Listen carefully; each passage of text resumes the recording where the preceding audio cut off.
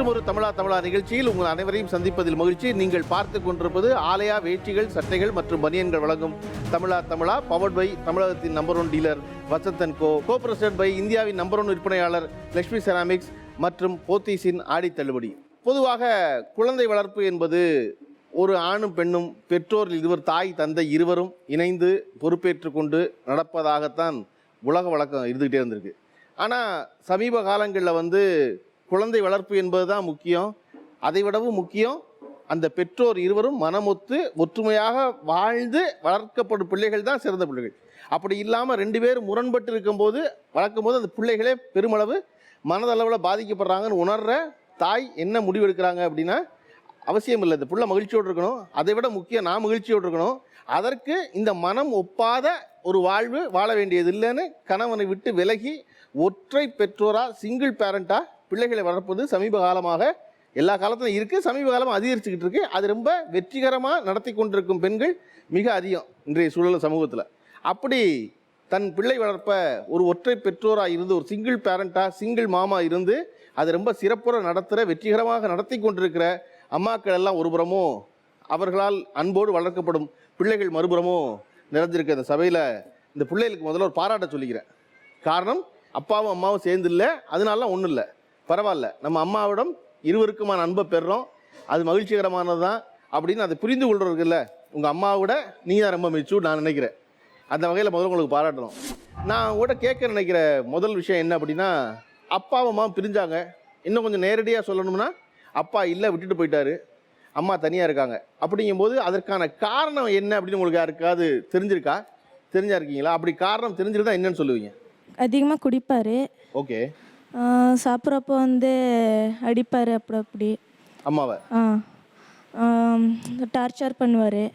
Okay. அதுக்கு தான் பிரிஞ்சுது. Okay. நாங்கள் 2 பொம்பளை பிள்ளைங்களாம் பிறந்ததால விட்டு போயிட்டாங்க. 2 பேர் பொம்பளை பிள்ளைங்க அப்போ தான் விட்டு போயிட்டாரா? நீ யார், உனக்கு அக்காவா தங்கச்சியா? தங்கச்சி. உனக்கு ஒரு தங்கச்சி. ஓகே. தங்கச்சி பிறந்தா விட்டு போயிட்டாரு. எங்கள் அம்மாவுக்கு காது கேட்காது. ஓகே. ஸோ அதனால போயிட்டேன். அது மட்டும் இல்லாமல் எங்கள் அம்மா எங்கள் அப்பா கூட சண்டை போடுவாங்க. அவங்க கொடுக்குற பணம் பத்தாது எங்களை இது பண்ணுறதுக்கு அப்படின்றதுக்காக எங்கள் அப்பா கிட்ட சண்டை போடுவாங்க. நீங்கள் எத்தனை பேர்? நானும் என் தங்கச்சியும். நீங்களும் தங்கச்சியும்?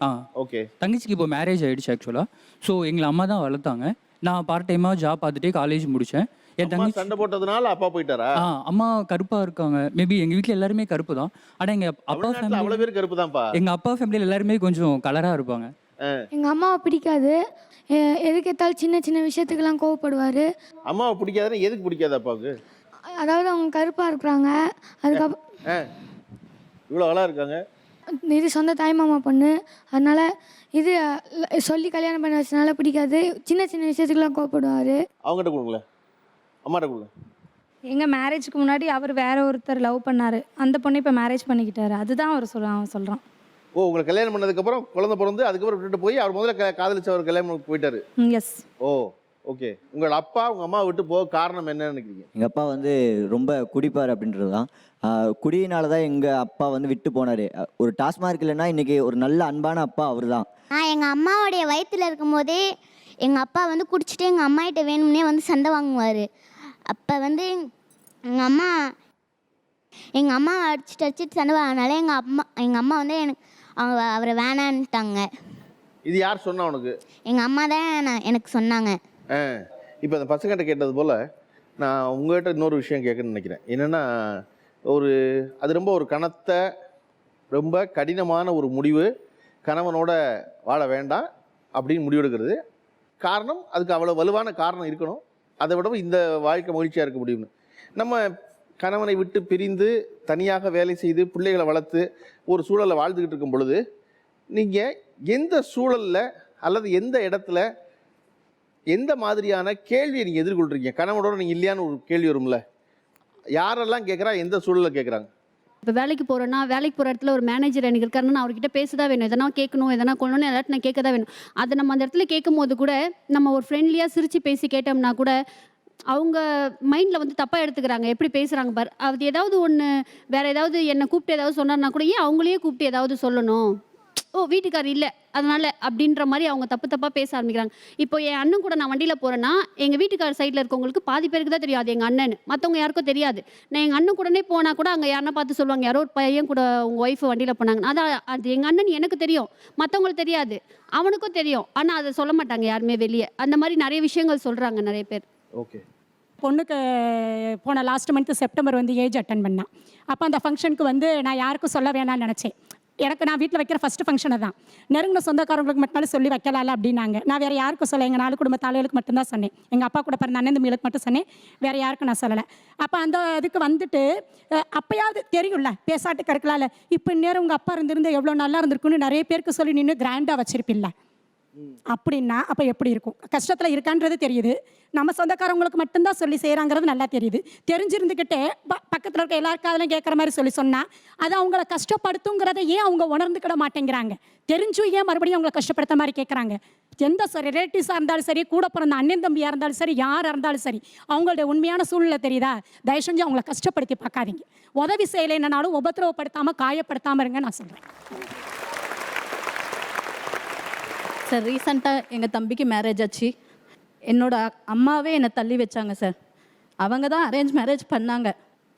என்னை எதுக்குமே முன்னாடி வைக்கல. பொண்ணு வீட்டில் நான் ஒரு பொண்ணு பிறந்தன்ட்டே சொல்லலை. அவங்க என் கூட பிறந்தவங்க 2 அக்கா ஒரு தம்பி, நான் ஒரு பொண்ணு இருக்கன்ட்டே சொல்லலை. அவங்க எதுக்குமே என்னை வந்து இன்வைட் பண்ணல. லாஸ்ட்டாக பத்திரிக்கைலாம் அடிச்சுட்டு எடுத்துகிட்டு வந்து வீட்டில் வந்துட்டு என் தம்பி அழுதுட்டான். எனக்காக நீ வரணும், என்னை அக்காவாக வந்து நீ என்னை வந்து கடைசி நேரத்துலையாவது நல்லா இருக்கணும்னு சொல்லிட்டு போகணும்னு சொன்னேன். தம்பியே வந்து என்னை ஒதுக்கி வச்சுட்டான். முகூர்த்த நேரம் நான் போய் நிற்கிறேன், தலை சுற்றி கீழே விழுந்துட்டேன். அப்பையும் அம்மா வந்து கீழே விழுந்தால என் பொண்ணுன்னு சொல்லலை, அவள் வந்து வேணும்னு சீன் கிரியேட் பண்ணுறான்னு சொன்னாங்க. அந்த வழி இன்னமும் ஒரு தாயாக இருந்து நான் அவங்களோட பொண்ணு, ஆனால் அதை அவங்க உணரல. ஏன் அப்படி நினைக்கிறாங்க தெரியல. எந்த சூழல்ல யாரால நீங்க உங்க கணவரோட இல்லையாங்கிற கேள்வியை நீ அதிகமாக எதிர்நோக்குறீங்க? நான் மேக்கப் ட்ரைனராக ஒர்க் பண்ணுறேன். ஸோ நிறைய ஸ்டூடெண்ட்ஸை மீட் பண்ணுற மாதிரி இருக்கும். ஸோ எடுத்த உடனே வெளியில் போன உடனே ஸ்டூடெண்ட்ஸாக இருக்கட்டும், மற்றபடி யாராக இருந்தாலுமே கேட்குற விஷயம் என்னென்னா மேரேஜ் ஆகிடுச்சா, நெக்ஸ்ட்டு என்ன கேட்பாங்கன்னா ஹஸ்பண்ட். ஸோ இதை நான் நிறைய பேருக்கு கேட்கும்போது நான் பார்த்துருக்கேன். ஹஸ்பண்ட் இல்லைன்னு சொல்லும்போதே அவங்களோட கண்ணோட்டம் வேறு மாதிரி இருக்கும். நான் என்ன பண்ணுவேன்னா, யாருக்குமே ஹஸ்பண்ட் இல்லை இறந்துட்டாங்க அந்த மாதிரி எதுவுமே நான் சொல்ல மாட்டேன். எங்கள் ஹஸ்பண்ட் வந்து ஆமாம் வெளிநாட்டில் இருக்காரு. ஸோ போய் மட்டும்தான் சொல்ல முடியும் என்னால். மேபி இப்போ இந்த ஷோ பார்த்தாங்கன்னா எல்லாருக்குமே தெரியும், ஓ இந்த பொண்ணுக்கு ஹஸ்பண்ட் இல்லையான்னு. இப்போ தான் தெரிஞ்சுப்பாங்க. ஸோ இது வரைக்கும் யாருக்குமே அவ்வளோதான். ஸோ அப்படி சொல்லி தான் நான் மேனேஜ் பண்ணுறேன். அப்படி சொன்னால் மட்டும்தான் என்னை பொறுத்த வரைக்கும் ஒரு மதிப்பு இருக்குன்றது என்னோட மைண்டில் ஃபிக்ஸ் ஆகிருக்கு. மட்டும் இல்லை, அந்த பேச்சு அதோட நின்றோம். கண்டிப்பாக. இப்போ அம்மா தனியாக இருக்காங்க இல்லையா, அம்மா தனியாக வளர்க்குறாங்க, தனியாக வேலைக்கு போகிறாங்க, அம்மா தான் எல்லாமே அந்த குடும்பத்தின் ஆதாரமாக இருக்காங்க. அப்படி அம்மா வந்து சந்தித்த பிரச்சனைகளில் ரொம்ப பெரிய பிரச்சனைன்னு எதை நினைக்கிறீங்க நீங்கள்? நான் படிக்கணும்னு நினச்சது ஃபஸ்ட் குரூப், அது 7000 கட்டணும். பட் வந்து நான் தேர்ட் குரூப் எடுக்கணும்னா 3000. ஸோ அதுக்கே வந்து அம்மாவால் முடியல. ஸோ அம்மாக்காக நான் மாற்றிக்கிட்டேன். சரி ஓகே நான் தேர்ட் குரூப் எடுத்துக்கிறேன் அப்படின்னு சொல்லிட்டு. கூட இருக்கிறவங்க சொந்தக்காரவங்க எல்லாம் என்ன சொன்னாங்கன்னா, புருஷனே இப்படி சரியில்லாமல் இருக்கான், குடிச்சிட்ருக்கான், அது படித்து என்ன ஆக போகுது, படிக்க வைக்கிறது வேஸ்ட்டு அப்படின்னு தான் நினச்சாங்க. ஆனால் அம்மா வந்து அவங்களோட குறிக்கோள்லாம் படிக்க வச்சு நல்லபடியாக வேலைக்கு அனுப்பணும் அதான் நினச்சாங்க. அதே மாதிரி படிக்க வச்சு இப்போ நான் நல்ல ஜாப் போகிறேன். அதே மாதிரி வெளியே எங்கேயாவது வேலைக்கும் போயிட்டேன். படிக்க வேணாம்னு சொன்னீங்களா? அவங்க மூக்கு உடைக்கிற மாதிரி தான் அம்மா பண்ணியிருக்காங்க. இப்போ இந்த ஷோ பார்க்குறவங்களுக்கு கண்டிப்பாக புரியும். எங்கள் சொந்தக்காரவங்களுக்கும் சரி, பக்கத்தில் இருந்தவங்களுக்கும் சரி, எவ்வளோ பேர் சொன்னாங்களோ அவங்க மூக்கு உடைக்கிற மாதிரி அம்மா பண்ணிட்டாங்க.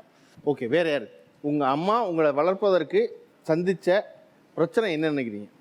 பீயிங் அ சிங்கிள் பேரண்ட் எதுவாக இருந்தாலுமே பிரச்சனை தான். காசுக்கு பிரச்சனை, அக்கம் பக்கம் போக முடியாது, ஒரு ஃபங்க்ஷனுக்கு போக முடியாது, எல்லாத்துக்குமே பிரச்சனை தான். ஸோ அம்மாவுக்கு வந்து நாங்கள் 3rd ஸ்டாண்டர்ட் வந்துட்டோம். ஸோ ஒரு சொந்தக்காரங்களும் வந்து திருப்பி போய் எங்கள் அப்பா கிட்ட பேசவே இல்லை, நீ ஏன் விட்டுட்டு வந்த, என்ன ரீசன் அப்படின்ட்டுன்னு யாருமே எதுவுமே கேட்கல. ஸோ அப்போலேருந்து அம்மா ஒரு ஜெராக்ஸ் ஷாப்பில் வேலைக்கு போனாங்க.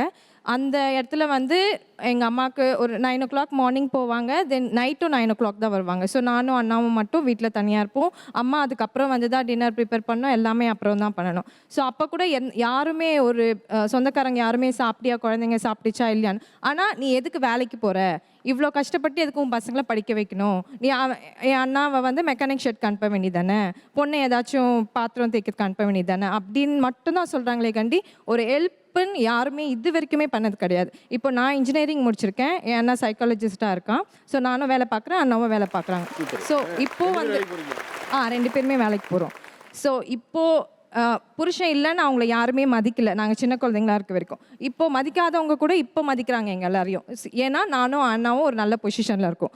அதுக்கு வந்து என் அம்மா தான் காரணம். ஸோ ஃபார் எதுவுமே பிரச்சனை இல்லைன்னு சொல்லவே முடியாது. எல்லாமே பிரச்சனை. ஒரு ஸ்டெப்லேயுமே எங்கள் அம்மாவுக்கு ஃபுல்லாகவே பிரச்சனை இருக்கு. குறிப்பிட்டு இதான் பிரச்சனைன்னு சொல்ல முடியாது, எல்லாமே பிரச்சனை தான். எங்கள் அம்மா வந்து என்ன ஸ்டடீஸ்க்கு கஷ்டப்பட்டாங்க. அதுக்கப்புறம் என் தம்பிக்கு உடம்பு சரியான போது ரொம்ப கஷ்டப்பட்டாங்க. அதுக்கப்புறம் வந்து இது என்ன எங்கள் அம்மா வழியிலும் சரி எங்கள் அப்பா வழியிலும் சரி யாருமே வந்து காசு எதுவுமே தர மாட்டாங்க. அதுக்கப்புறம் சுற்றி இருக்கிற ஃப்ரெண்ட்ஸ், எங்கள் அம்மா கூட காலேஜ் படித்த ஃப்ரெண்ட்ஸ் அவங்க மட்டும்தான், பிஎட் படித்த ஃப்ரெண்ட்ஸ் மட்டும் தான் எங்களுக்கு உதவி செஞ்சாங்க. இப்போ அவங்களால தான் நல்லாயிருக்கோம் நாங்கள்.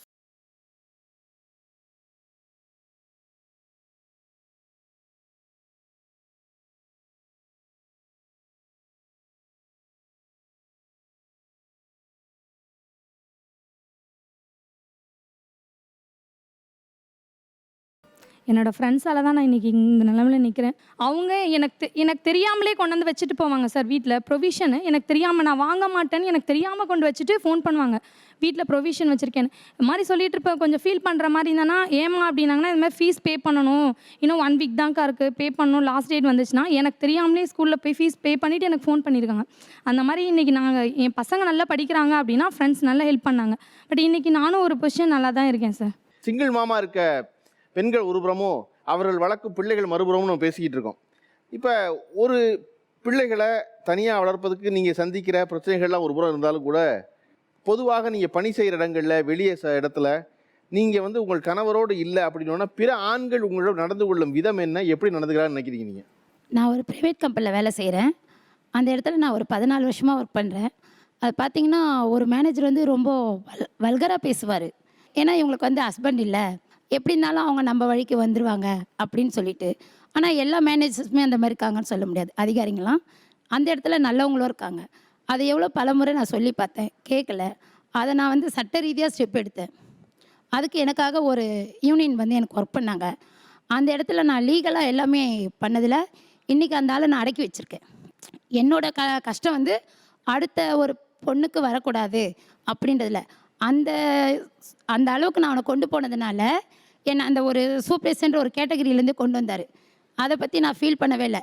என்னோடய வேலையில் நான் உண்மையாக இருந்தேன். அந்த நடந்த பிரச்சனைக்கு எல்லாத்துக்குமே நான் அவங்களுக்கு லீகலாக ஃபேஸ் பண்ணேன். அது எல்லாத்துக்குமே அவங்க அட்டன் பண்ணாங்க. அதை அட்டன் பண்ணதில் அவங்க மேலே தப்பு இருக்குதுன்னு தெரிஞ்சு அவங்கள வந்து போலீஸ் ஸ்டேஷன்லேருந்து, கமிஷனர் ஆஃபீஸ்லேருந்து எல்லா இடத்துலையுமே கொண்டு போய் நிறுத்தினேன். ஏன்னா பொதுவாக இந்த மாதிரி விஷயங்கள் வந்து மறைக்கவோ தவிர்க்கவோ தான் விரும்புவாங்க. அப்படி இல்லாமல் அதை சட்ட ரீதியாக அணுகி அதற்கான தண்டையை பெற்றுக் கொடுப்பதுங்கிறதுல அது பெரிய பாராட்டுக்குரியது. சார், எங்கள் வீட்டுக்கார் விட்டுட்டு போனனால நான் கணவனால் கைவினப்பட்ட பணம்னு சொல்லி ஒரு 1000 ருபீஸ் தருவாங்கன்னு சொல்லி மனு கொடுக்கலான்னு போனேன் சார். மனு கொடுக்க போன இடத்துல தெரிஞ்சவர், எங்கள் தெருவில் இருக்கவர் தான். அவர் சொன்னார், நான் உனக்கு ஒரே மாதத்தில் வாங்கி கொடுத்துட்றேன், அதுக்கு 2000 ரூபாய் ஆகும் சார். சார், 1 மாதம் வெயிட் பண்ணுங்கள் சார், நெக்ஸ்ட் மந்த்து எனக்கு சம்பளம் வந்துடும், நான் உங்கள்கிட்ட கொடுத்துட்றேன். சம்பளம்லாம் எதுக்குமா, 2000 ரூபா தானே, ஒரு நாள் அட்ஜஸ்ட் பண்ணிட்டு போனார். சார், உங்கள்கிட்ட அட்ஜஸ்ட் பண்ண போகணுங்கிறதுக்காக நான் ஏன் கவர்மெண்ட்டில் வந்து இந்த 1000 ரூபாய் பணத்துக்காக வரணும்? எவ்வளோ அவசியமே இல்லை சார். மாதம் ஒருத்தட்ட நான் அட்ஜஸ்ட் பண்ணிட்டு போயிடுவேன் அப்படின்னு சொன்னேன். இல்லை, நீ இந்த வாட்டி அட்ஜஸ்ட் பண்ணிட்டா உனக்கு ரெகுலராக பணம் வரும் அப்படின்னாரு. உங்களுக்கு அப்படி தானே இருக்குது. எங்கள் வீட்டில் இருக்கவரும் ஆம்பளை தான், அவருக்கும் என்ன பிடிக்கல, அதே 2000 ரூபா கொடுக்குறேன், உங்கள் ஒய்ஃபை நீங்கள் அனுப்புவீங்களா அப்படின்னு நான் கேட்டிருக்கேன். அவர் என்ன சொன்னார்னா, அதுலேருந்து என் மூஞ்ச கூட பார்க்குறதே இல்லை. வேறு யார், என்ன வகையான, எந்த விதமாக மற்ற ஆண்கள் உங்களை நடத்துகிறாங்கன்னு நினைக்கிறீங்க? நிறைய ஃபோன் கால்ஸ் வரும் சார். யாருன்னே தெரியாது, ஃபோன் பண்ணுவாங்க. அதான் அவங்க சொன்ன மாதிரி தான், பசங்களை பார்த்துக்கிறேன், அது மாதிரி அட்ஜஸ்ட் பண்ணுங்கன்னு. சின்ன வயசில் சொல்கிறேன். எப்படி தவிர்ப்பீங்க நீங்கள்? அதை எப்படி தடுப்பீங்க? ஃபோன் கால்ஸ் எடுக்கிறது கிடையாது. நீங்கள் யாருன்னே தெரியாது, யார் பேசுகிறீங்கன்னா சொல்ல மாட்டாங்க. அது பசங்க சின்ன வயசாக இருக்க சொல்கிறேன். உங்களுடைய கணவர் இல்லைன்னு தெரிஞ்ச பிறகு பிற ஆண்கள் உங்களோட நடந்து கொள்ளும் விதம் என்ன? ஒரு பையன் வந்துட்டு ஒரு 6 மந்த்துக்கு முன்னாடி, ஒரு 10வது படிக்கிற பையன், பாப்பா வந்து நான் ஹோம் கேர் நர்ஸாக இருக்கிறதுனால வேலைக்கு போயிட்டேன். அப்போ பாப்பாவும் தம்பியும் 5 o'clock தான் ஸ்கூல் விட்டு வருவாங்க. வந்தோடனே அர்ஜெண்ட்டாக இருக்குது, பாத்ரூம் போகணுன்னு சொல்லிட்டு வீட்டுக்கு பின்னாடி பாத்ரூம் கட்டி வச்சுருக்கோம். அப்போ பாத்ரூம் போயிட்டு இருக்கும்போது கதவை எப்பவுமே லாக் பண்ண அவளுக்கு தெரியாது, ஓப்பன் பண்ணவும் தெரியாது. அந்த வழியாக போயிட்டு இருந்த பையன் இந்த பிள்ளை உட்காந்துருக்க பொசிஷனை பார்த்துட்டு பாத்ரூம்குள்ளே வந்துட்டான். பாத்ரூம்குள்ளே வரவுமே அவள் எந்திரிச்சு பயந்துக்கிட்டு நின்றுக்கிட்டு வெளியே போன்னு சொல்லிட்டு மெதுவாக சொல்லியிருந்திருக்கா. இவன் பக்கத்தில் தான் விளையாண்டுட்டு இருந்திருக்கான், இவனும் அதை கவனிக்கவே இல்லை. பக்கத்து வீட்டுக்காரங்க உட்காந்து பார்த்துக்கிட்டே இருந்திருக்காங்க. இவன் என்னடா பாத்ரூம்குள்ளே போகிறான் அப்படின்னு சொல்லிட்டு வந்து பார்க்குறம்போது கையை வச்சு டச் பண்ண போயிருந்திருக்கான். போகவுமே இவ ரொம்ப அழுது கண்ணீர் விட்டு நின்று அழுதுட்டு இருந்திருக்கா. அழுதுட்டு இருக்கோமே அவன் அந்த பையனை பிடிச்சி அடிச்சுட்டு அவங்க அப்பயே வெளியில் பற்றி விட்டுட்டு அவங்க என்கிட்ட சொல்ல மறைச்சிட்டாங்க. ஒரு 5 days கழித்து நான் உட்காந்து ஹோம்ஒர்க் சொல்லி கொடுத்துட்டு இருக்கும்போது எங்கள் பாப்பாட்ட நான் சொன்னேன், யாராவது பேடு அப்படின்னஸாக எது செஞ்சாங்கன்னா செய்யக்கூடாது, அவங்க சொல்கிறது மாதிரி நடந்துக்கிற கூடாது அப்படின்னு சொல்லிக்கிட்டு இருக்கும்போது அவளாக சொல்லிட்டா, அம்மா பக்கத்து ஒரு பையன் இருக்கான்ல, மொட்டை அடித்த பையன், பேர் கூட அவளுக்கு தெரியல, மொட்டை அடித்த பையன் இருக்கான்ல, அவன் வந்து இந்த மாதிரி பண்ணிட்டாமா அப்படின்னு சொன்னோடனே எனக்கு ஏதோ கதை தான் சொல்கிறான்னு நினச்சிட்டு நான் ஒரு நிமிஷம் அதை விட்டுட்டேன். அப்படியே ஒரு செகண்ட் பார்க்குறம்போது யோசிச்சு மறுபடியும் சொல்கிறா அப்படின்னு சொல்லிட்டு சொல்லவும் எனக்கே ஒரு மாதிரி ஆயிடுச்சு. நானாக பைக் எடுத்துகிட்டு ஸ்கூட்டி வச்சுருக்கேன், எடுத்துக்கிட்டு போலீஸ் ஸ்டேஷனுக்கு போயிட்டேன். போலீஸ் ஸ்டேஷனுக்கு போயிட்டு அங்கே போய் நாங்கள் எங்கள் பாப்பாவை கேளுங்க, அவள் என்ன சொல்கிறாளோ அதுக்கு நீங்கள் எங்களுக்கு உங்களால் என்ன பண்ண முடியுமோ ஹெல்ப் பண்ண முடியுமோ பண்ணி கொடுங்கன்னு சொன்னோம். அவங்க கூப்பிட்டு டிஎஸ்பி சார் இருந்தார், உடனே விசாரிக்க சொன்னாங்க. அவள் என்ன சொன்னாலோ அதை அப்படியே சொல்லிட்டா. சொன்னோடனே அவங்களே எஃப்ஐஆர் போடுங்க, அந்த பையன் மேலே எஃப்ஐஆர் போட்டு உடனே அரெஸ்ட் பண்ணுங்க அப்படின்னு சொல்லிட்டாங்க. இது ஏன் சொல்ல வரேன்னா, எங்கள் வீட்டுக்கார் இருந்தும் அதை எங்களுக்கு ஹெல்ப் பண்ணவும் முடியல. அந்த ஊருக்குள்ளே தான் இருக்கார், வேற ஒரு எங்களுக்கு மட்டும் ஒரு அப்பாவாக இருந்து அவளுக்கு மட்டும் ஒரு அப்பாவாக இருந்து நல்ல சூழ்நிலையில் இருந்திருந்தா கண்டிப்பாக அந்தருக்கு ஒன்று அடிச்சிருக்கணும், இல்லை அவனை ஏதாவது ஒன்று பண்ணியிருக்கணும். ஆனால் அவனால் பண்ண முடியல. ஏன்னா அந்த சூழ்நிலையில் அந்தருக்கு நாங்கள் வாழ்கிறோம், அந்த மாதிரி கஷ்டம்லாம் எங்களுக்கு கிடைக்குது. ஏன்னா அவங்க ஆம்பளை இல்லை அப்படின்ற ஒரு சூழ்நிலையில் தான் அவன் கூட அந்த சந்தர்ப்பத்தை பயன்படுத்தி வந்திருக்கான் அப்படின்றத நான் சொல்ல வரேன். அதாவது ஒரு விஷயத்தில் பாராட்டுக்குரிய என்னென்னா, அவங்க சொல்கிறதும் சரி நீங்கள் சொல்கிறதும் சரி, இப்படி ஒரு அப்யூஸ்மெண்ட் நடக்கும்போது இல்லை அதை மறைக்காமல் நேரடியாக வெளிப்படுத்தி அதுக்கான தண்டனை பெற்றுக் கொடுப்பதற்கான முயற்சிகள், அது பெருசும் பாராட்டுக்குரிய. உங்களுடைய கணவர் இல்லைன்னு தெரிஞ்ச பிறகு பிற ஆண்கள் உண்டு நடந்து கொள்ளும் விதம் என்ன? நான் முதல்ல ஒரு துணிக்கடையில் தான் ஒர்க் பண்ணியிருந்தேன். அங்கே சில பேர் வந்து துணி எடுக்க வரும்போது என்னை பார்த்துட்டு, அப்போலாம் நான் 10 வருஷத்துக்கு முன்னாடி சொல்கிறேன், நான் உங்களுக்கு கல்யாணம் ஆகலையா அப்படின்னு சொல்லி கேட்பாங்க. ஏன் நீங்கள் அதை கேட்குறீங்கன்னு கேட்பேன். இல்லை உங்கள் கழுத்தில் தாலி இல்லையே, அது உங்களுக்கு தேவையில்லாத விஷயம் அப்படின்னு நான் சொல்லுவேன். உடனே அவங்க சொல்லுவாங்க, இல்லை நீங்கள் தனியாக தானே இருக்கீங்க, கல்யாணம் தானே ஆகாமல் இருக்கீங்க. இல்லை எனக்கு கல்யாணம் ஆகிடுச்சு, எனக்கு பசங்க இருக்காங்க அப்படின்னு நான் சொல்லுவேன். பசங்க இருக்காங்களா? வேணாம் சிஸ்டர். சிஸ்டர் சொன்ன உடனே டக்குன்னு சிஸ்டராக மாற்றிக்குவாங்க. அது அங்கே பயங்கர டார்ச்சர்லாம் நான் அனுபவிச்சிருக்கேன். அங்கேருந்து நான் வெளிப்பட்டு வந்து நான் இப்போ ஜெராக்ஸ் கடையில் ஒர்க் பண்ணுறேன். இப்போ ஓரளவுக்கு என் பையன் எனக்கு வளர்ந்ததுனால இப்போ எனக்கு அந்த ப்ராப்ளம்லாம் இல்லாமல் கொஞ்சம் சந்தோஷமாக இருக்கேன். இப்போ இவங்க தாலின்னு சொன்னதுனால அந்த இடத்துல வச்சு எனக்கு தோணுது, இன்னமும் தாலி ஒரு முக்கியமான ரோல் ப்ளே பண்ணுதுன்னு நினைக்கிறீங்களா? கணவன் இல்லைங்கும் போது தாலியோடு இருக்கவங்க யார், தாலி இல்லாமல் இருக்கவங்க யாருன்னு கேட்குற விடவும் இப்போ எத்தனை பேர் தாலி போட்டிருக்கீங்க? ஓகே பரவாயில்ல, அவங்கள்ட்ட கொடுக்கல, போட்டிருக்கவங்க கொடுக்கல. இப்போ பஸ்ஸில் போயிட்டுருக்கோன்னா தாலி இல்லாமல் இருந்தோம்னா கிழவனாக இருக்கட்டும் இல்லை வயசு பையனாக இருக்கட்டும் உரசி பார்க்கணும், வந்து டச் பண்ணி பார்ப்பாங்க. அந்த மாதிரி தப்பான கண்ணோட்டத்தை பார்க்குறாங்க. இப்போ நம்ம பஸ்ஸில் போயிட்டு இருக்கும்போது இப்போ தாலிக்கான ரோல் இருக்குன்னு நினைக்கிறீங்க? இருக்குது, வில்லேஜ்லாம் இருக்குது. இப்போ ஒரு கோவில் போகிறோம், ஒரு ஃபங்க்ஷன் போனோன்னா சுமங்கலிங்க வாங்க அப்படின்வாங்க. அந்த இடத்துல போகும்போது நம்ம அவங்க தாலி குங்குமம் கொடுத்தாங்கன்னா தாலியில் எடுத்து வச்சுக்கிறோம். ஓகே, தாலி இருந்துச்சுன்னா சுமங்கலி வாங்குற ஒரு மரியாதை கிடைக்கும், அந்த ஒரு மரியாதை இருக்குது. அதே நேரம் இவங்க திருமணம் ஆனவங்கன்ற ஒரு அங்கீகாரம் இருக்குது. பின்னாடி கொடுங்க. நான் என் பொண்ணுக்காக போட்டிருக்கேன். அவளுக்கு அந்த செயினை சும்மா நாள் வேர்க்குதுன்னு கழட்டி வச்சனால அவளுக்கு பிடிக்காது. அம்மா கழுத்தில் ஒரு செயின் போட்டிருக்கிறதா முக்கியமா அந்த அர்த்தத்தில் சொல்றியா இல்லை தாலியே போட்டுக்கணுமா? அம்மா தாலியே போட்டிருக்கணும். ஏன் இதனால அவங்க இன்சிஸ்ட் பண்ணுறீங்க நீங்கள்? இல்லை, நிறைய பேர் என்னையும் அம்மாவையும் பார்த்து சிஸ்டர்ஸான்னு கேட்பாங்க. அப்போ பிரச்சனை அவளுக்கு. அம்மா எனக்கு சிஸ்டரான்னு கேட்கறது என்னைக்கும் அம்மாவை ஈக்குவல் பண்ணுற மாதிரி. அதனால தாலி போட்டுக்கிட்டாப்பா.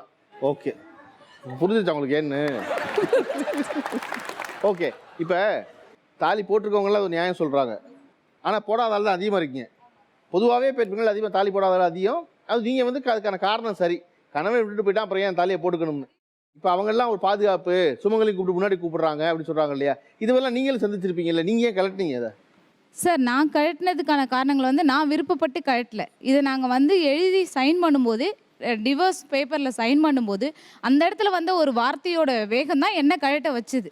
அந்த இடத்துல கேட்ட வார்த்தை என்னென்னா, நானே வேண்டாம், உன்னோட வாழ்க்கையில் நானே தேவையில்ல, நீ எழுதி கொடுக்கும்போது என்னால் வர இந்த தாலின்ற சென்டிமெண்ட் கௌரவம் உனக்கு எதுக்கு, இது இல்லாமல் நீ அசிங்கப்படணும் இந்த சமூகத்தில் அப்படின்னு நீ சொல்லும்போது அப்படி ஒரு கௌரவம் எனக்கு தேவையில்லை. நீயே தேவையில்ல, நீ இந்த ஒரு ரிலேஷன்ஷிப்பே தேவையில்ல நான் முடிவு பண்ணப்போ அந்த தாலியால் வர ஒரு கௌரவம் எனக்கு தேவையில்ல. எனது கொஞ்சம் அட்வான்ஸ் ஸ்டேஜ் சார். என் வீட்டுக்காரர் தாலி வாங்கிட்டு போயிட்டாரு, கழுத்துல இருந்து கழட்டிட்டே போயிட்டாரு. ஆனா உங்களுக்கு விருப்பம் தான் போடுக்கிறதுல, சமுதாயத்துக்காக போட்டுக்கணும். சொசைட்டி வந்து போட்டுக்குவீங்க. வாய்ப்பு கிடைச்சா இல்லை, பார்க்குற சொசைட்டி வந்து இதுக்கு மேலே பார்த்துட்டாங்க, கழுத்தில் இல்லை காலில் எதுவும் இல்லைன்றதை பார்த்துட்டாங்க. இதுக்கு மேலே போட்டாலும் பலன் இல்லை. நீங்கள் எதனால உங்கள் தாலியை கலட்டினீங்க? ஆக்சுவலாக எனக்கு 16 வயசில் கல்யாணம் ஆச்சு. 10 வருஷம் கூட அவர் கூட நான் செம்மையாக இல்லை. ஒரு பொங்கல் அன்னைக்கு 97ல் பொங்கல் அன்னைக்கு அந்த மாதிரி சண்டை வந்துடுச்சு, பெரும்பொங்கல் அன்னைக்கே. அப்போ அவங்க கேட்கக்கூடிய ஒரே வார்த்தை வந்து என் தாலியை கழட்டி கொடு, என் தாலியை கழட்டி கொடு அப்படின்னு சொல்லி. ஆமாம், தாலியை கழட்டி கொடு. சரி கழட்டி கொடுக்குறேன், நீ கோயிலுக்கு முன்னாடி வந்து கழட்டி கொடு அப்படின்னாங்க. அங்கே வந்து அங்கே ஒரு கோயில் இருக்குது, அம்மன் கோயில். அடுத்த கட்ட சொல்கிறாரு கோயிலுக்கு வந்து தள்ளி கொடுக்குது. சரின்னு சொல்லிட்டு போனேன். அப்படியே கயிறில் என்ன இருந்துச்சோ அதை அப்படியே கழட்டி கொடுத்தேன். இது எனக்கு தேவையில்லை, இந்த தாலி எனக்கு பாதுகாப்பு கிடையாது அப்படின்னு சொல்லிட்டு கையில் கொடுத்துட்டு நான் வந்துட்டேன். அதுக்கப்புறம் நான் தாலி போடலை. நீங்கள் தாலி போட்டுக்காததுக்கான காரணம் என்ன? என்னை பொறுத்த வரைக்கும் ஒரு மென்னுக்கு வந்து ஒரு பொண்ணை சந்தோஷமாக வச்சுக்கிறது தான் அழகு. என் நகை தாலி அதெல்லாம் அப்பாற்பட்டது. ஒரு 2 ரிலேஷன்ஷிப்பை வந்து கண்டினியூ பண்ணணும் அப்படின்றதுக்கு இதெல்லாம் ரொம்ப முக்கியம் கிடையாது. உன்ன மாதிரியே இருக்க ஒரு பொண்ணு, அந்த குழந்தை மேலே எந்த ஒரு அக்கறையும் இல்லை, எதுவுமே கிடையாது. அப்போ நீ கொடுத்த நீ விருப்பப்படுற அந்த விஷயத்த மட்டும் நான் எதுக்கு பண்ணிட்டு இருக்கணும்னு சொல்லிட்டு அந்த வெறுப்பில் கழட்டினது தான். ஒரு ரிபலா. ஓகே. அதாவது எனக்கு என்ன ஆச்சரியமாக இருந்துச்சுன்னா, அந்த அம்மா வந்து நான் வந்து யூனியனோட உதவியோடு போய் சண்டை போட்டு அந்த வந்து தாக்கு பிடிச்சேன், என்னை வந்து அப்யூஸ் பண்ண ஒரு ஆளை, என்கிட்ட தப்பாக நடந்துக்கிட்ட ஆளுன்னு சொல்கிற அம்மாவே நான் தாலி போட்டுக்கிறேன் அப்போ தான் வந்து என்னை வந்து சமூக மதிப்போடு பார்க்குதுன்னு சொல்கிறது இருக்குல்ல, அது ஆச்சரியமாக இருக்குது. அதாவது இன்றைய தேதியில் நீங்கள் வந்து இவ்வளவு தூரம் தைரியமாக வெளியே வந்து கணவனோடு இருக்க வேண்டாம், தேவையில்லை, நான் பார்த்துக்குவேன் என் பிள்ளைகளை அப்படின்னு இவ்வளோ தைரியம் இருக்க பெண்களில் 10 பேரை இருந்தாலும் தாலி ஒரு பாதுகாப்பு தானே அப்படின்னு சொல்கிறது இல்லையா? நீங்கள் தனிச்சிருந்து சம்பாரித்து சிறப்புற பிள்ளைகளை வளர்க்குறதுக்கு சந்திக்காத போராட்டங்களை ஒன்றும் சந்திச்சிட போகிறதில்ல. அதை ரொம்ப காலமாக இந்த பெண்ணிடம் இருந்து இந்த தாலியை வந்து விலக்குவதற்கான ஒரு போராட்டம் நடந்துக்கிட்டே இருக்குது. இங்கே இருக்க எல்லாரும் சொன்னது என்ன சொன்னாங்கன்னா, ஒவ்வொரு முறையும் கடைசியில் சண்டை வந்தோடனே கணவன் சொல்கிறது என்ன அப்படின்னா, நான் கட்டின தாலி கழட்டி கொடுத்துட்டு போ, சரி கழட்டி கொடுக்குறேன்னு சொன்னோன்னா இங்கே வச்சு கழட்டாத கோயிலில் வச்சு கழட்டு அப்படின்னா அவன் தள்ளி போட்டு ட்ரை பண்ணுறான். அவன் அதுதான் பிளாக்மெயிலாக வச்சுருக்கான். இது வந்து பெரிய ஒரு ஆபரணம் மாதிரி, அதுதான் வந்து எல்லா மரியாதையும் கொடுத்துரும் நம்புறான் அவன் ஆம்பளை. இன்னும் அப்போ ஆம்பளை நம்புறானாலே தப்பு தான். அது அவங்களுடைய செல்ஃப் ரெஸ்பெக்ட்னு நினைக்கிறாங்க. மென் வந்து அது அவங்களுடைய செல்ஃப் ரெஸ்பெக்ட். ஒரு நான் கல்யாணம் பண்ணிட்டு போன அந்த பொண்ணு கழுத்துலேருந்து தாலி இறங்குச்சு அப்படின்னா ஒன்று நான் இறக்கும் போது தான் இறக்கணும் அப்படின்றது இந்த சொசைட்டி வந்து பண்ணி வச்சிருக்கு. அந்த விஷயத்துக்கு முன்னாடி இது நடந்துச்சு அப்படின்னா அது அவருக்கு அவமானம். அதுக்காக அதை ஒன்றை வச்சு பிளாக்மெயில் பண்ணக்கூடாது. அதை வலியுறுத்தலை நான் சொல்கிறது அப்படி ஒரு ஆஸ்பெக்ட் இருக்குது. அது போட்டுக்காத அவரவர் விருப்பம். ஆனால் அதன் மூலமாக பாதுகாப்பு என்பது நீங்கள் சொல்லுவீங்க நான் எதிர்பார்க்கல. காரணம் அதை எல்லாத்தையும் தாண்டி தான் நீங்கள் வந்திருக்கீங்க. இவ்வளோ சண்டை போடுறீங்க சமூகத்தோட, இவ்வளவு ஒழுக்கமாக இருக்கீங்க, இவ்வளோ ஒழுங்காக இருக்கீங்க, இவ்வளோ அசராமல் உழைக்கிறீங்க. இப்படி இருக்கிற ஒரு ஆள் இன்னமும் அந்த சென்டிமெண்ட்டை நம்புறீங்கிறது எனக்கு ஆச்சரியமாக இருந்துச்சு. சிங்கிள் மாம், சிங்கிள் பேரண்ட் மற்றும் பிள்ளைகள் நம்ம பேசிக்கிட்டு இருக்கோம். இப்போ சிங்கிள் பேரண்ட்டால் வளர்க்கப்பட்ட பிள்ளைன்னு வரும்பொழுது என்னதான் வந்து அம்மா சிறப்பாக பார்த்துக்கிட்டாங்க, நான் அம்மாவை நல்லா பார்த்துக்கிட்டேன்னு சொன்னால் கூட அப்பாவை மிஸ் பண்ண மொமெண்ட்டுன்னு இருக்கும்ல, இந்த மொமெண்ட்டில் நான் அப்பாவை மிஸ் பண்ணுறேன், இப்போ இருந்தால் நல்லா இருக்குமே அப்படின்னு தோணும்ல, அந்த மாதிரி தருணம்னு எதை சொல்லுவீங்க? ஸ்கூல் படிக்கும்போது அப்போது பேரண்ட்ஸ் மீட்டிங் அந்த மாதிரிலாம் வைக்கும்போது அப்பா அம்மா எல்லாரு கூடயுமே வருவாங்க. என் கூட அப்போ அம்மா வர முடியாத சுச்சுவேஷனில் இருக்கும்போது அப்பா வரணும் அப்படின்னு நினைப்பேன். அப்போ அப்பாக்காக ஏங்கின நாட்கள் அதிகம். ஸோ அப்போது அப்பாவும் இருக்க மாட்டாங்க, அம்மாவும் இருக்க மாட்டாங்க. சம்டைம்ஸ் அம்மாவால் வர முடிஞ்சால் வருவாங்க. ஏன்னா அவங்க பார்க்குற வேலை அப்படி, அவங்க போய் தான் ஆகணும், போனால் தான் சம்பாதிக்க முடியும். ஸோ நானும் அம்மாவும் மட்டும்தான், அப்பா இல்லாத விஷயம், அந்த ஒரு விஷயத்தில் ரொம்ப மிஸ் பண்ணேன். ஓகே, உங்கள் அப்பாவை நீங்கள் மிஸ் பண்ண தருணம் இது? இப்போ சமீபத்தில் ஃபாதர்ஸ் டே வந்தது, எல்லாம் ஃபோட்டோ எடுத்து அவங்க அப்பாவோட ஃபோட்டோ எடுத்து வாட்ஸ்அப்பில் ஸ்டேட்டஸ் வைக்கிறது, கண்ணான கண்ணே சாங் வச்சு ஸ்டேட்டஸ் வைக்கிறது அப்படி இருந்தது. அந்த டைம் தான் லைட்டாக மிஸ் பண்ணேன். ஆனால் அந்த இதுவும் மிஸ் பண்ணுறது கூட எங்கள் அம்மா கிட்ட பேசும்போது அது அவ்வளோவா பெருசாக தெரியல அப்படின்றது. சைக்கிள் வண்டி ஏதாச்சும் ஓட்ட கற்றுக்க கொடுக்கும்போது மேக்ஸிமம் அப்பா தான் கற்றுக் கொடுப்பாரு. அந்த மாதிரி மூமெண்ட்டெல்லாம் நான் மிஸ் பண்ணி. சைக்கிள் ஓட்டுவியா? எனக்கு வண்டி ஓட்ட தெரியும் சார். வண்டி ஓட்ட தெரியுமா? சூப்பர். யார் கற்றுக் கொடுத்தா? எங்கள் தாத்தா தான் சார் கற்றுக் கொடுத்தாரு எனக்கு. ஓகே, அந்த பையன் சொல்கிற ரொம்ப சரியான விஷயம் என்னென்னா, மற்ற நண்பர்களோட பார்க்குற அப்பாவோட சில விஷயங்கள் அப்பா தான் செய்ய முடியும். ஒரு சைக்கிள் ஓட்ட கற்றுக் கொடுக்குறது வந்து அப்பா தான் கற்றுக் கொடுக்க முடியும், அப்பா தான் கற்றுக் கொடுக்கணும்னு நினச்சிருப்பாங்க. அப்படிங்கும்போது அந்த தருணம் மிஸ் பண்ணுறதுல அந்த இப்போல கேட்குறேன். எங்கள் ஸ்கூலில் ஃபாதர்ஸ் டே அப்போ ஏதாவது கிராஃப்ட் பண்ணி அப்பாவுக்கு கொடுப்பாங்க. ஆனால் எல்லா ஃபாதர்ஸ் டேக்கும் நான் எங்கள் அம்மாவுக்கு தான் கொடுப்பேன். அதோட பேரண்ட்ஸ் மீட்டிங் ஸ்கூலில் வைக்கும் போது அம்மா தான் சில டைம்ஸ் வருவாங்க. எல்லா பேரண்ட்ஸோடைய அப்பாவும் அம்மாவும் வருவாங்க. ஆனால் அந்த டைமில் நான் எங்கள் அப்பாவை மிஸ் பண்ணுவேன். சொன்ன ரொம்ப அழகாக இருக்குது. என்னன்னா எல்லாரும் ஃபாதர்ஸ் டே கொண்டு போய் ஃபாதர் கொடுப்பாங்க, நான் ஃபாதர்ஸ் டேக்கும் கொண்டு போய் அம்மாட்ட தான் கொண்டு போய் கொடுப்பேன் அப்படின்னு. ஆக்சுவலாக எனக்கு ஒவ்வொரு இயருக்கும் மதர்ஸ் டேக்கு, ஃபாதர்ஸ் டேக்கு, அதுக்கப்புறம் வந்து என்னுடைய பர்த்டேக்கு எல்லாத்துக்குமே அவளே greeting கார்டு ப்ரிப்பேர் பண்ணி அவளே அழகாக வந்து அதை டெக்கரேட் பண்ணி. அது உங்கள் பர்த்டே கொடுக்குறதுக்கு உங்கள் பர்த்டே கொடுக்குறது மதர்ஸ் டே கொடுக்க முக்கியம் இல்லை. இல்லை ஃபாதர்ஸ் டேக்கு அன்னைக்கு அதை ரெடி பண்ணி உங்ககிட்ட கொண்டு வந்து கொடுக்குறது என்கிட்ட கொண்டு வந்து கொடுப்பா, என்கிட்ட கொண்டு வந்து கொடுப்பா ஃபாதர்ஸ் டே அன்னைக்கு. ஓகே, வேற யாரு? எங்கள் ஸ்கூலில் வந்து பேரண்ட்ஸ் மீட்டிங் வைப்பாங்க. அப்போ எல்லா பசங்களோட அப்பா அம்மாவும் 2 பேருமே வருவாங்க.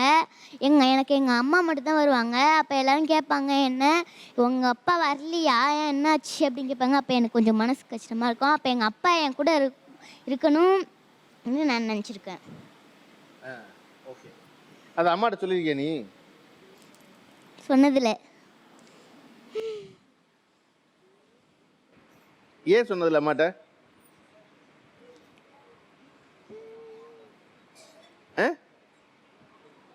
அது நீ நினைச்ச சொல்லணும்ல அம்மாட்ட? சொல்லலை. இப்போ கணவன் உங்களை விட்டு பிரிஞ்சு போனது அல்லது நீங்கள் பிரிஞ்சு வந்தங்கிற தருணம் இருக்குல்ல, வந்த பிறகு பிள்ளைகள் வளர்க்கும்போது நம்முடைய வாழ்க்கையில் இன்னொரு காதல், இன்னொரு கல்யாணம்ங்கிறக்கான ஒரு வாய்ப்பு இருக்குது. எப்போவுமே இருக்குது அந்த வாய்ப்பு. அப்படி ஒரு வாய்ப்பு அமைஞ்சா நான் அந்த வாழ்க்கையை தொடரவே நீங்கள் எத்தனை பேர் முன்னுருவீங்க? என் குழந்தை ஒத்துக்கிட்டா நான் அப்போ ஏற்றுப்பேன் சார். அதுதான் எனக்கு கேட்டு. என் குழந்தைக்கு சந்தோஷம் தோணுச்சுன்னா அப்போ நான் ஏற்றுப்பேன். உங்கள் அம்மா சொன்ன புரிஞ்சுச்சா? புரிஞ்சுச்சு சார். அம்மாவுக்கு அப்படி சான்ஸ் கிடைக்குது, if she meets a man like that அப்படின்னா அதுக்கு நீ சம்மதிப்பியான்னு அவங்க கேட்குறாங்க. இல்லை சார். நீ ஏதுனால? எங்கள் அம்மா பட்ட கஷ்டமே போதும், இன்னொருத்த கூட இப்போ கஷ்டமெல்லாம் இல்லை, ரொம்ப நல்லவர் அவர். அம்மா பரிபூர்ணமாக நம்புறாங்க சரியாயிரும்னு. நல்லவராக இருந்தால் நான் ஒத்துக்கிறேன் சார். நல்லவராக இருந்தால் ஓகே தான்.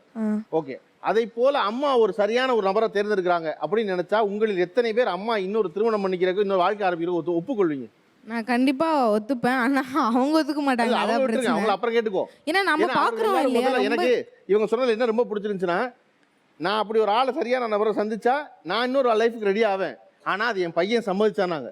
அப்போ எல்லோரும் அவருடைய மனநிலையில் என்னன்னா, எப்பொழுதும் ஃபர்ஸ்ட் ப்ரையாரிட்டி நீங்கள் தான், மற்றதெல்லாம் அப்புறம். அவருடைய ஆசை, அவருடைய விருப்பம் எல்லாமே அப்புறம் தான், புள்ள தான் முதல்ல அப்படின்னு அவங்க நினைக்கும். இந்த நேரத்தில் பிள்ளைகளா இருக்க உங்களுக்கு முதல் ப்ரையாரிட்டி அம்மா தான் இல்லையா? அதனால் நீங்கள் அவங்க நினைக்கிறாங்களோ விட்டுருங்க. If she meets a right person, கம்ஃபர்டபுளாக ஒரு பர்சன், ரொம்ப நல்லா வச்சுக்கிற பர்சன் நினச்சா என் அம்மா இன்னும் கல்யாணம் பண்ணிக்கலாம் அப்படின்னு யார் சொல்ல? அதான் கேட்குறான். நீங்கள் பண்ணிக்கலாம்னு சொல்லுவீங்க இல்லையா? நான் கண்டிப்பாக சொல்லுவேன். ஏன்னா எதுவுமே நிலை இல்லை. இப்போ அவங்களுக்கு நான் மட்டும்தான் இருக்கேன். நான் இல்லைன்னா அப்போ அவங்களை யார் பார்த்துப்பாங்கன்ற பயம் எனக்கு ரொம்பவே அதிகமாக இருக்குது. ஸோ நானே யாராவது எங்கள் அம்மாவுக்கு கரெக்டான பர்சன் பார்த்தா கண்டிப்பாக ஆயிடும். ஓகே, அவங்களுக்கு இப்போ 90 முடிஞ்சு 20 ஸ்டார்ட் ஆக போகுது. எனக்கு 1 இயரில் எல்லாமே முடிஞ்சிடுச்சு. அப்படி பண்ணுறதா தான் நான் எப்பயே பண்ணியிருப்பேன் சார். என் வாழ்க்கை ஃபுல்லாக அவளுக்காகவே மட்டுமே வாழணுன்றதான் என்னுடைய ஆசை சார். அதைத்தான் அந்த பொண்ணு சொல்கிறாங்க. நானே கூட நீங்கள் சமீபத்தில் கேரளாவில் செய்தி படிச்சிருப்பீங்க. அந்த அம்மாவுக்கு வயசு வந்து கிட்டத்தட்ட 48 50 ஆகுது.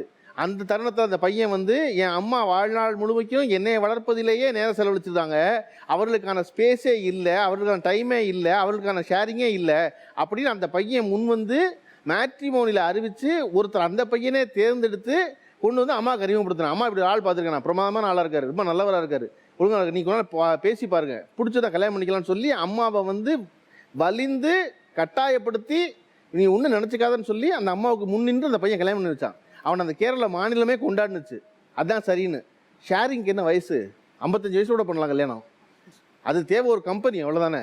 நாம் பேசுகிறத, நம்ம ரசிக்கிறத, நம்ம பகிர்ந்து கொள்ள நினைக்கிறத பக்கத்தில் உட்காந்து கேட்குறக்கு ஒரு ஆள், அவ்வளோதானே. அப்படிங்கிற அந்த அர்த்தத்தில் அந்த பொண்ணு சொல்லுது, எனக்கு வாய்ப்பு கிடைச்சா நான் அந்த வேலை செய்வேன்னு. ஓகே, வேறு யார் மாதிரி கேட்டீங்களா நீங்கள்? அம்மா சொல்லக்கூடாட்டாங்களா அங்கேருந்து? பரவாயில்ல, நிச்சயமாக சொல்லு. அம்மா பார்க்காத, நான் மறைச்சிக்கிறேன் அம்மாவை. அம்மாவுக்கு அவங்க ரைட் பர்சனாக இருந்தால் நான் கண்டிப்பாக ஒத்துப்பேன். ஓகே, இதே நீங்கள் சொல்லக்கூடாது நீங்கள் இல்லை. ஏன்னா எப்போவுமே பிள்ளைகள் பேசுகிறத அனுமதிச்சாதான் நமக்கு தெரியும். நம்ம நினச்சிக்கிட்டு இருக்கோம் புள்ள நினைக்குதுன்னு, புள்ள பேசுனா தானே தெரியும். அவள் அப்போ தேர்ந்தெடுத்து சரியான வார்த்தைகள் ரைட் பர்சனாக இருந்தால் நான் அதை செய்வேன் அப்படின்னு. ஓகே, சார் நிறைய அம்மாக்கள்லாம் பார்த்தீங்கன்னா கல்யாணம் பண்ணணும்னு நினைக்க மாட்டாங்க சார். என்னோடய புள்ள வந்து சாதிப்பான், சாதிச்சு என்னை வாழ வைப்பான் அப்படின்னு தான் சார் நிறைய அம்மாலாம் நினைப்பாங்க. அதான் சார். அது நினைப்பாங்க, பண்ண மாட்டாங்க. நீங்கள் அம்மா என்ன நினைப்பாங்கலாம் உங்களை கேட்கல சார் நாங்கள். சரியா? உங்கள் அம்மா என்ன நினைப்பாங்கன்னா நாங்கள் அம்மாட்ட கேட்டுக்கிறோம். நீங்கள் என்ன நினைக்கிறீங்க சார்னு கேட்குறோம். உங்கள்கிட்ட சொல்கிறாங்க, தம்பி நான் இப்படி ஆளை பார்த்துருக்கேன்ப்பா, பிரமாதமாக இருக்காருப்பா, ரொம்ப நல்லவருப்பா, ரொம்ப நல்லா பார்த்துக்குவாருப்பா நம்ம எல்லாரையும் அப்படின்னு சொன்னால் உனக்கு ஓகேவா இல்லையான்னு கேட்குறேன். இல்லை சார். இல்லை சார். ஓகே. எங்கள் அம்மா கல்யாணம் பண்ணிருக்கீங்களுக்கு சம்மதம்.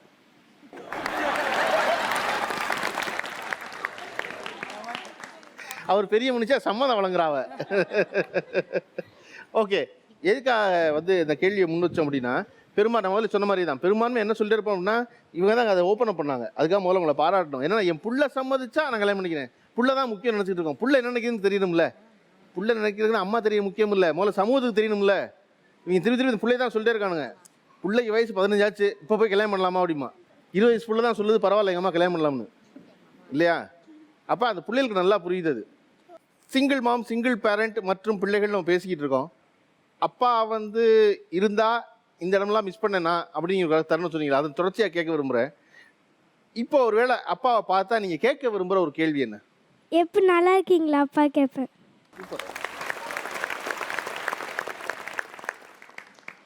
ஏன் எங்கள் அம்மாவை டைவர்ஸ் பண்ணீங்கன்னு கேட்பேன். ஏன் எங்கள் அம்மாவை டைவர்ஸ் பண்ணீங்கன்னு கேட்பீங்க. ஓகே. அம்மா அவனுக்கு ஒரு பதில் சொல்லியிருப்பாங்கல்ல ஏன்னு சொன்னாங்க, ஆனால் அந்த பதில் சமாதானமாகலை, அது அப்பாட்ட கேட்கணும் இல்லையா? ஓகே. ஏன்பா நான் உன் கண்ணுக்கு தெரியலையா, மம்மி கிட்ட தான் சண்டை போட்டேன், நான் இருக்கேன்ல உனக்கு, நான் உன் கண்ணுக்கு தெரியலையா, ஏன் என்னை விட்டு எதுக்கு போனேன் அப்படி கேட்பேன். ஓகே. எதுக்கு விட்டு போனேன்னு கேட்பேன். எதுக்கு விட்டுட்டு போனீங்கன்னு கேட்பீங்க. ஓகே. உங்கள் அப்பா பார்த்தா நீ கேட்க விரும்புகிற கேள்வி என்ன? வீட்டுக்கு வாங்க. வீட்டுக்கு வாங்கன்னு சொல்லுவீங்க. ஓகே. நான் ஃபஸ்ட்டு என்னை யாருன்னு தெரியுதான்னு கேட்பேன். ஓகே. ஃபீஸ் கட்ட கூட துப்பு இல்லை, நீங்கள் ஏன் என் கையில் பேச. ஓகே. எதுக்கு எங்கள் அம்மாவை லவ் பண்ணீங்க? எதுக்கு எங்கள் அம்மாவை லவ் பண்ணீங்கன்னு கேட்பீங்க. ஓகே. இப்போ படிச்சுக்கிட்டு இருக்க ஆள் இருக்கீங்க, படித்து முடிச்ச ஆள் இருக்கீங்க, வேலைக்கு போன ஆள் இருக்கீங்க, கல்யாணம் பண்ண ஆள் இருக்கீங்க. நீங்கள் எல்லாரும் அம்மாவுக்கு ஒரு விஷயம் செய்யணும், இந்த மாதிரி நான் ஒரு ஆசைப்பட்றேன், அம்மாவுக்கு இதை ஒன்று செய்யணும்னு நினைக்கிறேன்னா அப்படின்னு நினச்சிங்கன்னா என்ன அது? நான் வேலைக்கு போக ஸ்டார்ட் பண்ணதுலேருந்து அம்மாவுக்கு இது வரைக்கும் எதுவும் எடுத்து கொடுத்ததில்ல. ஃபஸ்ட் டைம் ஒரு புடவை எடுத்து கொடுத்துருக்கேன். அம்மாவோட ஆசை என்னென்னா தங்கத்தில் செயின், அப்புறம் தோடு, மோதிரம், அப்புறம் வளையல் போடணுன்னு. அது எல்லாமே இப்போ அம்மா கிட்ட இருக்குது. வளையல் மட்டும் இல்லை, அது மட்டும் என் கையால் நான் எடுத்து போடணும் அப்படின்னு நான் நினைக்கிறேன். ஓகே. டைமண்ட் நோஸ் ரிங் வாங்கி தரணும்னு ஆசை. டைமண்ட் நோஸ் ரிங், டைமண்ட் மூக்குத்தி. அது ஒரு வாட்டி என்கிட்ட கேட்டாங்க நான் படிக்கும்போது, ஏதோ பேச்சு வரும்போது அப்போ சொன்னாங்க நீ சம்பாரிச்சு எனக்கு அதை வாங்கி கொடுன்னு. ஸோ அதை வாங்கி தரணும்னு ஆசைப்படுறேன். ஓகே. உங்கள் அம்மாவுக்கு நீங்கள் பண்ண ஆசைப்படுற ஒரு விஷயம் என்ன? எங்கள் அம்மாவுக்கு ஒரு saree வாங்கி கொடுக்கணும், அப்புறம் டைமண்டில் ஒரு நெக்லஸ் வாங்கி கொடுக்கணும். ஒரு சாரியும் டைமண்டில் ஒரு நெக்லஸுமா? Okay, good. சாரி என்ன கலர்னு முடிவு பண்ணீங்களா? எங்கள் அம்மாவுக்கு பிடிச்சது எல்லோ கலரில் தான் வாங்குவேன். ஓகே. அம்மாவுக்கு பிடிச்ச எல்லோ கலரில். ஓகே. நான் நல்லா ஒரு பெரிய வீடு கட்டி எங்கள் அம்மாவுக்கு ஒரு தனி பெட்ரூம், அதில் அவங்களுக்கு புக்ஸ் நிறைய படிக்க பிடிக்கும் அவங்களுக்கு. ஓகே. அவங்க புக்ஸ் ஃபுல்லாக லைப்ரரி மாரி செட் பண்ணி அவங்களுக்கு என்னென்ன வசதியெல்லாம் தேவையோ அந்த ரூம்லேயே செஞ்சு கொடுக்குற மாதிரி. அம்மாவுக்காக தனியாக லைப்ரரி வச்சு ஒரு ரீடிங் ரூம் கட்டி கொடுக்குறங்கிறது தான் உங்களுடைய ஆசை. ஆமாம். யார் அந்த அதிகம் படிக்கிறம்மா? ஓகே. எங்கள் அம்மா வந்து நான் பேசுகிறத கேட்கணும், அதுக்கு ஏதாவது ட்ரீட்மெண்ட் கொடுக்குறதுக்கு ட்ரை பண்ணுவேன். அவங்க ஆல்மோஸ்ட் இப்போ ரொம்ப ஹாப்பியாக இருக்காங்க என் கூட வந்து. ஸோ அவங்களுக்கு இன்னும் காது மட்டும் கேட்குறதுக்கு ஏதாவது ட்ரீட்மெண்ட் கொடுக்கணும் கண்டிப்பாக. ஓகே. அம்மா நாங்கள் இது வரைக்கும் இருந்தது எல்லாமே வாடகை வீட்டில் தான் இருந்தோம். அதனால நான் அம்மாவுக்கு ஒரு நாள் ப்ராமிஸ் பண்ணி கொடுத்தேன், அம்மா நான் வளர்ந்ததுக்கப்புறம் உனக்குன்னு ஒரு வீடு கட்டி கார் வாங்கி தருவேம்மா, அதை நீ ஓட்டுறதுக்கு இப்போவே ப்ராக்டிஸ் பண்ணி வச்சுக்கோ அப்படின்னு சொல்லி. எங்கள் அம்மாவுக்கு வந்து பிடிச்ச எல்லாத்தையும் அவங்களுக்கு நான் செய்யணும். அதுதான். ஓகே. பிடிச்ச எல்லாத்தையும் செய்யணும். நாளைக்கு என்ன உனக்கு? எனக்கு ரொம்ப பிடிச்ச நாள் என்னோட பர்த்டே. ஓகே. அம்மா as a gift for you.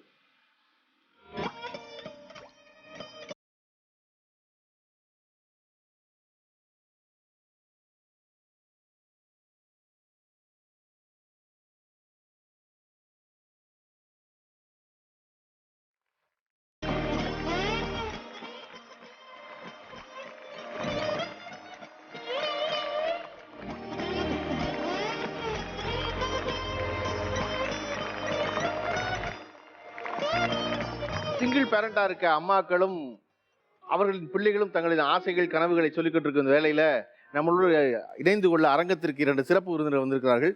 முதலாம் அவர் நிகழ்ச்சி தொகுப்பாளர் மகேஸ்வரி அவர்கள். மகேஸ்வரி அவர்களோடு இணைந்து கொள்ள மற்றொரு சிறப்பு விருந்தினர் வந்திருக்கிறார், பாடகி அனிதா வெங்கட் அவர்கள். வெல்கம். ஒரு சிங்கிள் மாமா இருக்கிறது ரொம்ப ப்ரெஷரான ஒரு லைஃப் அப்படின்னு நினச்சிக்கிட்டு இருக்கோம். ஆனால் நீங்கள் உங்களை நான் அறிந்த வரையும் தெரிஞ்ச வரைக்கும் பேசும்பொழுதெல்லாம் அதை ரொம்ப வெளிப்படையாக தைரியமாக இல்லை அதெல்லாம் ஒன்றும் பிரச்சனை இல்லை, நான் ரொம்ப ஹாப்பியாக தான் இருக்கேன் அப்படின்னு சொல்லிட்டு இருந்திருக்கேன். ஆனால் ஒரு சோஷியல் லைஃபாக இருக்கும்போது, இல்லை மீடியாவில் இருக்கும்போது, இந்த சிங்கிள் பேரண்டாக இருக்க தனியாக வேலை செய்கிற அம்மாக்களுடைய ப்ரெஷரை விடவும் சோஷியல் லைஃப்பில் இருக்கும் பொழுது இன்னும் கூடுதல் ப்ரெஷர் இருக்கும்னு நான் நினைச்சுக்கிறேன். அது அப்படித்தானா? What you feel about it? 8 வருஷம் முன்னாடி வேலை கிடையாது, வீடு கிடையாது, I didn't have a car. எல்லாரும் 1000 விதமாக பேசினாங்க. தாலி போடலன்னா ஒன்று பேசுவாங்க, நான் போய் ஷோ பண்ண போது எப்படி இந்த மாதிரிலாம் கிமிக் பண்ணுறீங்க, ஒரு பேரண்ட்டு ஒரு அம்மான்வாங்க. பட் இன்னைக்கு after 8 years they are telling me we are really proud of you, நீங்கள் இன்ஸ்பிரேஷன். அப்படின்னா நான் இந்த சோஷியல் ப்ரெஷர்லாம் பெருசாக என் மண்டைக்குள்ளே எடுத்துக்காமல் அதை என் குழந்தைக்கு நான் காட்டாமல், இன்னும் கூட என் குழந்தைக்கு தெரியாது லைக் இதெல்லாம் ஐம் கோ த்ரூயிங். அப்பா இல்லை, அப்பாவை பற்றி நான் என்றைக்குமே தப்பாகவும் பேசுனது கிடையாது, அவர் இருந்தால் என்னெல்லாம் பண்ணியிருப்பாருன்னு நான் பேசுனது கிடையாது. திஸ் இஸ் ஆர் லைஃப், இதுதான் நம்ம வாழ்க்கை. ஸோ சின்ன சின்ன சந்தோஷங்கள் எவ்ரிடே இட்ஸ் தேர். நம்ம மற்றவங்க நம்மளுக்கு கொடுக்குற ப்ரெஷரெல்லாம் ஒதுக்கி வச்சுட்டு நம்மளுக்கு என்ன சந்தோஷம், என்றைக்கு நம்ம சந்தோஷத்தை தேடுறோமோ நம்ம லைஃப் கண்டிப்பாக ஹாப்பியாக அமையும். That is what is my formula sir. ஆனால் எப்பொழுதெல்லாம் வாய்ப்பு கிடைக்குதோ அப்பொழுதுதான் சொல்லிடுவீங்களா நீ ஒரு சிங்கிள் பேரண்டோட வளர வேண்டியவன் அப்படிங்கிறது? இல்லை, நான் அது சொல்ல வேண்டிய கட்டாயமே இல்லை. ஏன்னா அவனுக்கு புரியுது நான் வளர்க்க போந்தே. அப்பா எங்கன்னு கேட்டால் துபாய் போயிருக்காரு, மலேசியாவில் இருக்காரு, இந்த மாதிரி இதெல்லாம் பொய்யெல்லாம் சொல்லாத. அப்பா எங்களோட இல்லை, அம்மா தான் எனக்கு எல்லாமே. And I don't care about it. நான் ஹாப்பியாக தான். இப்போ சொசைட்டியில் இருக்குது சிங்கிள் பேரண்ட்னா கஷ்டப்படுறாங்க, சிங்கிள் பேரண்ட்னா இருக்குது, எல்லாருக்குமே கஷ்டம் இருக்குது. நீங்கள் யோசிச்சு பாருங்களேன், பிடிக்காத ஒரு வாழ்க்கையில் ஒரு குழந்தையோட ஒரு கணவரை வச்சுக்கிட்டு நானும் சந்தோஷமா இல்லை, அவரும் சந்தோஷமா இல்லை, குழந்தைங்களையும் அது ரிஃப்ளெக்ட் ஆகும். நான் அசிங்கப்படுறதுக்கு ஒன்றுமே இல்லைன்னு 8 வயசுலேயே புரிய வச்சுட்டா அதுதான் அவன் வாழ்க்கை நம்ம மைண்டில் ஏறிடும். ஸோ அது தப்பாகவே அவனும். ஸோ நெக்ஸ்ட் டைம் யாரையாவது பார்க்க போது அந்த தப்பை அவன் பண்ண மாட்டான், அதே மரியாதை தான் அவன் கொடுப்பான். So that's what it is. Okay Anitha, இப்போ மகேஸ்வரி இவ்வளவு பப்ளியாக பயங்கர எக்ஸ்ப்ரெசிவாக அதனுடைய பாசிட்டிவ் சைடை ஒன்று சொல்லிகிட்டே இருக்காங்க. ஒரு பாடகியாக இருக்கும்பொழுது கிட்டத்தட்ட நீங்களும் ஒரு சோஷியல் லைஃப் தான். இதனுடைய நெகட்டிவ் என்னன்னு நினைக்கிறீங்க சிங்கிள் மாமா இருக்கிறதுல? ஆக்சுவலி நான் ஒரு சூப்பர் ஹீரோ மாதிரி தான் நான் ஃபீல் பண்ணுவேன். ஒரு சிங்கிள் மாம்ஸ் எல்லாருமே ஒரு சூப்பர் ஹீரோஸ் தான். ஏன்னா 2 பேரோட வேலை ஒருத்தங்க செய்கிறோம். இதில் எல்லாமே ரெட்டிப்பு தான் சார். கண்ணீரும் ஆகட்டும், ஒர்க் ஆகட்டும், அந்த குழந்தையோட அவளோட பூர்த்தி எல்லாம் நம்ம அவளோட தேவைகள் எல்லாம் பூர்த்தி செய்கிறது, இது எல்லாமே நான் ஒருத்தியாக செய்கிறேன். அப்படி இருக்கும்போது I am a super hero. யாருமே பிரிஞ்சு போகணுன்ட்டு கல்யாணம் பண்ணிக்கல, அதுதான் உண்மை. எல்லாருமே நல்லா வாழணும், நமக்கு ஒரு நல்ல ஃபேமிலி வேணும், அந்த குழந்தைங்க ஒரு நல்ல ஒரு இதில் வளரணும்னு தான் கல்யாணம் பண்ணிக்கிறாங்க. அந்த காலத்தெல்லாம் பார்த்தீங்கன்னாக்க கஷ்டங்கள் இருந்தாலும் அந்த ஒய்ஃபும் ஹஸ்பண்டும் எப்படியோ ஒரு கமிட்மெண்ட்டாக வாழ்ந்துடுறாங்க. இப்போ அந்த கமிட்மெண்ட்டை ஹோல்ட் பண்ணிக்கிற இது இல்லை நிறைய ஜென்ஸுக்கு. அது it also comes to ladies. ஏன்னா எவ்வளவோ நான் சிங்கிள் பேரண்ட்டில் ஜென்ஸையும் பார்க்குறேன். அவங்க தன் குழந்தைங்கள வளர்த்து ஆளாக்கி அந்த குழந்தைங்களுக்காக அவர் இன்னொரு கல்யாணம் பண்ணிக்காத ஆம்பளைங்களையும் நான் பார்த்துருக்கேன் என் லைஃப்பில். அப்படி இருக்கும்போது நான் 2 பக்கமே யாரோ ஒருத்தர் தப்பாகிறதுனால தான் இந்த லைஃப் இப்படி ஆகுதுன்னு நான் நினைக்கிறேன். அது நம்ம குழந்தைங்கள பாதிச்சிடக்கூடாது. அதுக்கு நம்ம தனியாக இருக்கிறது எவ்வளவோ மேல். கூட இருந்து சண்டை போட்டுக்கிட்டு அந்த குழந்தைங்க அதில் டிஸ்ட்ராக்ட் ஆகி படிப்பு கெட்டு போய் அவங்களுக்கு மனநிலை பாதிச்சு, இதெல்லாம் அன்வான்ட் சீன்ஸ் இல்லையா? அப்படி இருக்கும்போது நம்ம தனியாக வாழ்ந்து நம்மளால் அந்த குழந்தைய நல்லா கொண்டு வர முடியும் அப்படிங்கிற அந்த பக்குவம் நமக்கு இருக்குது அப்படின்னா நம்ம தனியாக வர்றது சேஃப்னு நினைக்கிறேன் நான். ஓகே, நாம் தொடர்ச்சியாக ஒற்றை பெற்றோராக சிங்கிள் பேரண்ட்டாக இருக்க அம்மாக்கள் ஒரு புறமும் பிள்ளைய மறுபுறமும் பேசும்பொழுது நான் தொடக்கத்தில் சொன்னது போலவே இந்த பிள்ளைய தான் ரொம்ப ஸ்ட்ராங்காக, ரொம்ப வலுவாக, ரொம்ப புரிந்து கொண்டவர்களா. ஓகே, நம்ம அம்மா தனியாக இருக்காங்க, நம்ம இதை சொல்லலாம், இதை சொல்லக்கூடாது, இதை செலவழிக்கலாம், அதை செலவழிக்கக்கூடாது அப்படின்னு புரிந்தது இருக்குல்ல. அது 8 வயசு பிள்ளையிலிருந்து டாக்டர் வரைக்கும் எனக்கு தெரிஞ்சது அதுதான். நம்ம அப்படி இருந்தால் போதும், நம்ம அம்மா சிரமப்படுத்திடக்கூடாதுங்கிற கவனம் அந்த பிள்ளைகிட்ட இருந்துகிட்டே இருக்குது. அம்மாவா நீங்கள் ஒரு விஷயம் சமூகத்தில் இது வழக்கம் இல்லை, இன்றைக்கி அதிகரிச்சிருக்கு, நம்ம ரொம்ப சக்ஸஸ்ஃபுல்லாக போது நீங்கள் எல்லாரும் சொன்ன திரும்ப திரும்ப வலியுறுத்துனது என்ன அப்படின்னா என் பிள்ளைகளை எப்படியாவது நான் படிக்க வச்சிருன்னு நினச்சேன், அதுவும் குறிப்பாக பொம்பளை பிள்ளைகளை படிக்க வச்சிடணும்னு நினச்ச அம்மாக்கள் இருக்குல்ல, அதுதான் ரொம்ப கிரேட்னஸ் நான் நினைக்கிறீங்க சொன்ன கருத்துக்கள்லையே. சிங்கிள் மாமா பார்க்கும்போது எனக்கு என்ன தோணுச்சு அப்படின்னா, பொதுவாக திருவிழாக்களில் வந்து ஒரு யானையை வச்சு கடையாக பிச்சை எடுப்பாங்க. பிச்சை எடுக்கும்போது எல்லாரும் காசு கொடுப்பாங்க. 50 காசு 1 ரூபாயுமா, 1 ரூபாய் 2 ரூபாயுமா. கடைசி வரை யானைக்கு தன் பலமே தெரியாததுனால தான் ஒரு அங்குசத்தில் யாரோ ஒரு யானை பாகனை உட்கார வச்சு அந்த யானை வளம் வந்துக்கிட்டே இருக்கும். நான் சிங்கிள் பேரண்ட்டாக இருக்கேன், இந்த சிங்கிள் மாவு பூரா என்ன பார்க்குறேன்னா, அந்த பலம் தெரிஞ்ச யானை பாகனை கீழே தள்ளின, என்னால் முடியும்டா, நான் வலுவாக நடத்திடுவேன்டா அப்படின்னு தன் பலம் உணர்ந்த யானையாக தான் நான் பார்க்குறேன். இதை சராசரியாக ஒருத்தர் செய்கிறது இல்லை இல்லையா? கணவன் கூட இருக்கிறது சரிதான், ஆனால் அவன் சும்மா அங்குசம், அவன் சும்மா மேலே உட்காந்துக்கிறான். 500 ரூபா சம்பாதிக்கிற அம்மா அவங்க சொல்கிறாங்க, என் மகனுக்கு ஃபீஸு 5000 ரூபா கட்ட வேண்டியிருந்துச்சு, நான் கட்டினேன், என் கணவன் இருந்துருந்தா நான் கட்டியிருக்க மாட்டேங்கிறாங்க. ஏன்னா அவர் கட்டியிருப்பாரு நினச்சி சும்மா இருந்திருப்பேன், அவர் இல்லை அதனால நான் கட்டினேன். அப்படிங்கும்போது எல்லா நேரமும் இந்த சிங்கிள் பேரண்ட்டுங்கிற சிங்கிள் மாம் என்பது பாராட்டுக்குரியவர்கள் தான். நீங்கள் இதை விடவும் வலுவா மகேஸ்வரியும் அனிதாவும் சொன்னது போல் இந்த சமூகம் உங்களை சொல்லுகிறது என்பதற்காக அது மட்டும் சின்ன மனத்தடை இருந்துகிட்டே இருக்குது.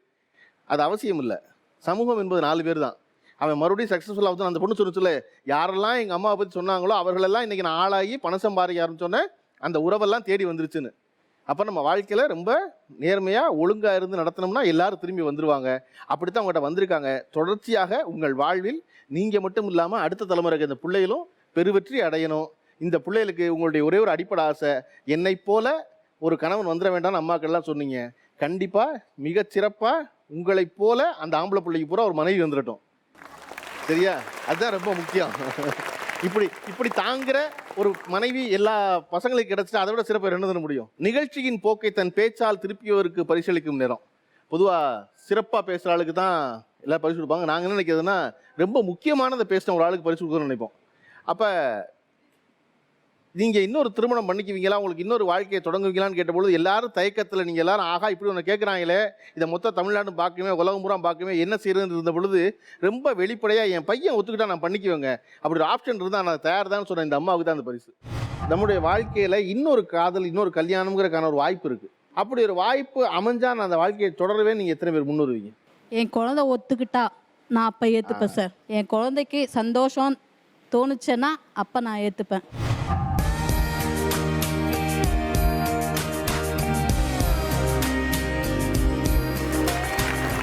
நன்றி, வணக்கம். மீண்டும் மற்றொரு நிகழ்ச்சியில் சந்திப்போம், மீண்டும் சிந்திப்போம். நீங்கள் பார்த்து கொண்டிருந்தது தமிழா தமிழா.